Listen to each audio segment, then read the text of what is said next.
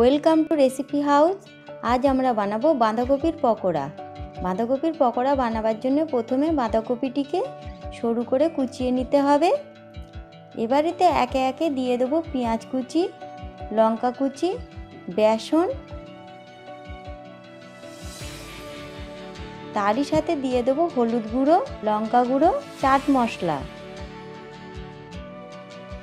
এরপর এতে দিয়ে দেবো সামান্য কালো জিরে, তারই সাথে দিয়ে দেবো পরিমাণ মতো নুন। এবার সব কিছুকে হাত দিয়ে মিশিয়ে ভালো করে মেখে নেব।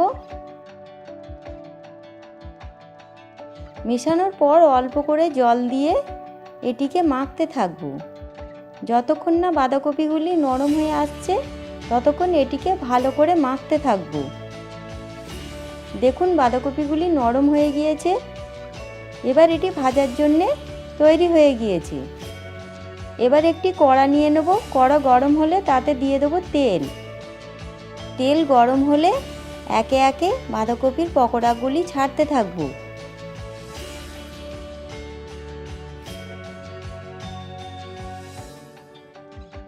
পকোড়াগুলি লাল হয়ে এলে উল্টে অপর পিঠটি ভেজে নেব।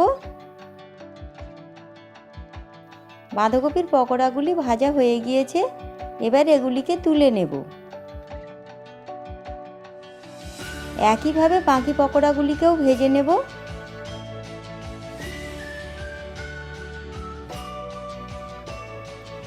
এইভাবে খুব সহজেই আপনারা বাড়িতে বাঁধাকপির পকোড়া বানাতে পারবেন। যদি আমাদের রান্না আপনাদের ভালো লেগে থাকে তাহলে অবশ্যই লাইক এবং শেয়ার করবেন। এই রকম আরও সুস্বাদু রেসিপি পেতে আমাদের চ্যানেল রেসিপি হাউসকে সাবস্ক্রাইব করতে ভুলবেন না।